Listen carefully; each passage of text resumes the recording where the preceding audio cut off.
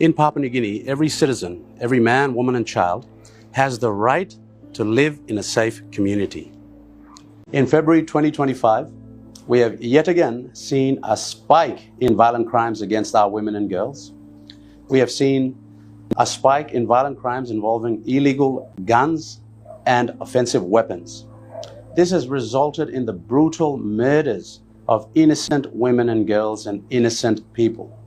And in once peace-loving communities like the New Guinea Islands, Kokopo and Kimbe, something is happening that is affecting the national psyche, that is affecting the way citizens think and behave.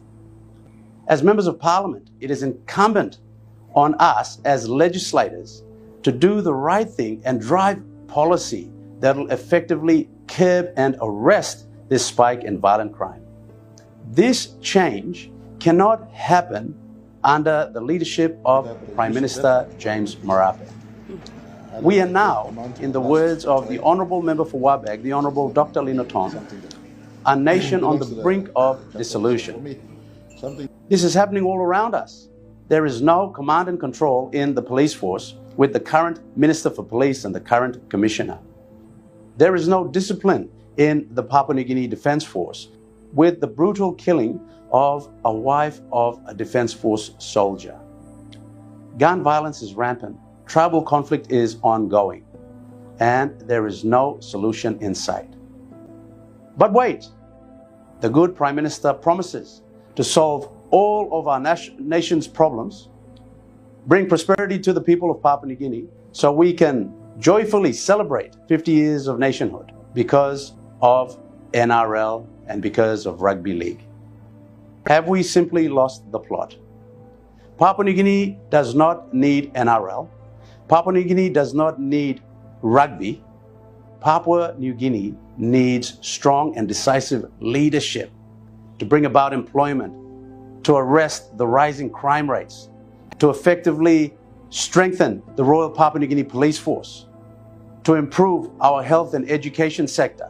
This is all clearly spelled out in the preamble of the Constitution, in our national goals and directive principles.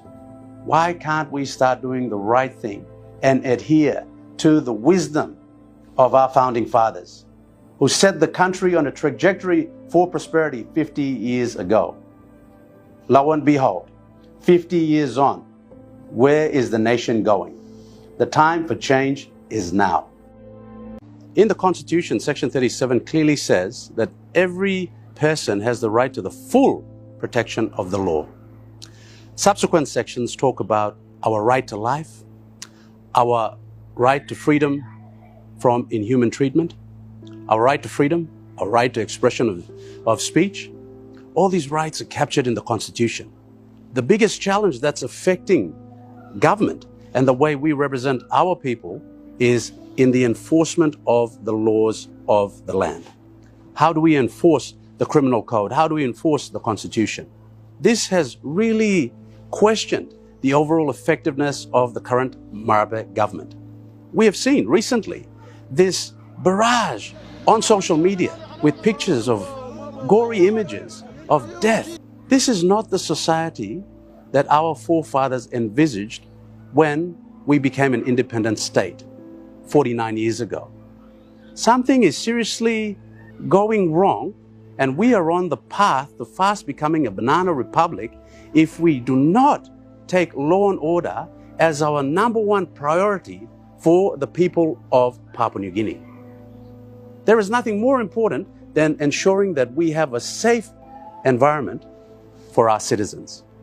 So why are we in this situation where we find it very hard or almost impossible to arrest the high crime rate, this spate of terror, this spike in violent crimes that has been synonymous with the Marape government?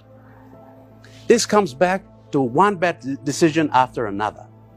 When you're running government on a kakistocracy and you're making appointments based on nepotism and cronyism and not on merit, not because someone's the best person, most qualified, most able for a position, but because they're there to facilitate an agenda, then we can forget about effective policy implementation. We can forget about doing the right thing.